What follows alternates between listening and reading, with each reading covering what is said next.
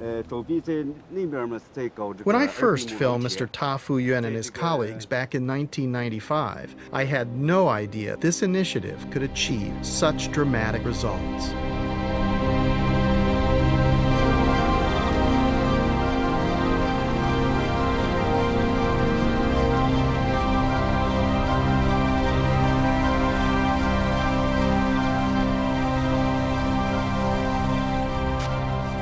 The effort that people put into converting their slopes into terraces has resulted in a marked increase in agricultural productivity. The higher yields are directly related to the return of natural vegetation in the surrounding ecological land.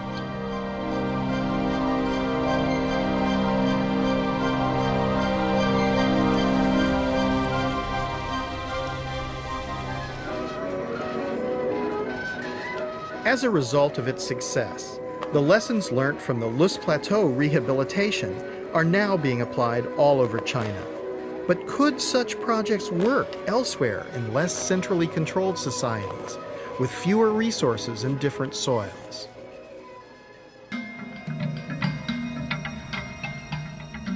Ethiopia, perhaps more than any other country, has come to symbolize the vulnerability of humankind to environmental catastrophe.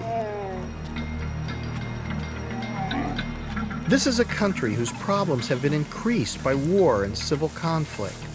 And now, human-induced climate change is predicted to make matters worse.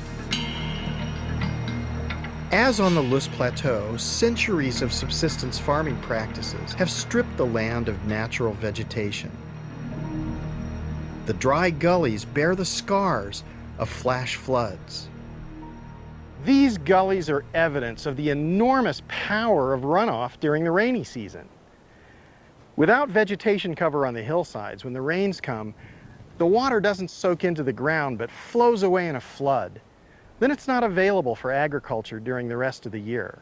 This leads to drought and, famously for Ethiopia, famine.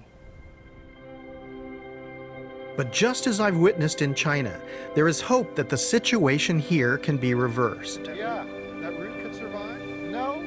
In just 6 years, Professor Loess Nagash and local villagers have transformed a severely eroded terrain by planting indigenous trees and plants. Almost miraculously, a clear flowing stream has emerged where once there was a muddy trickle. How is it that it's possible for you to get the stream to flow throughout the year? It is because of the vegetation cover, which has been regenerating on this mountain. This water is maintained in the landscape because as soon as rain falls on the canopy on this vegetation, that rain then infiltrated gradually into the ground, ending up with this steady flow of this river. If we were to restore the vast areas of the planet where we humans have degraded the soils, just think what an impact we would have in taking carbon out of the atmosphere.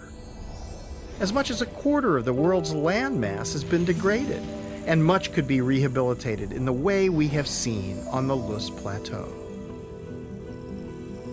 And we've only just begun to recognize the real value of natural capital. Surely investing in the recovery of damaged environments is a cost-effective way of solving many of the problems we face today.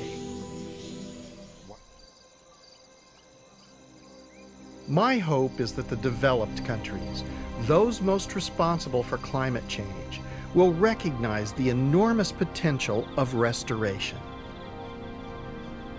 What we've seen in China, in Africa, and around the world is that it's possible to rehabilitate large-scale damaged ecosystems.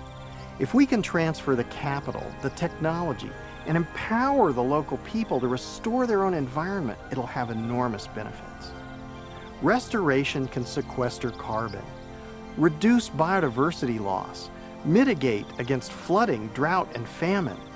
It can ensure food security for people who are now chronically hungry. Why don't we do this on a global scale?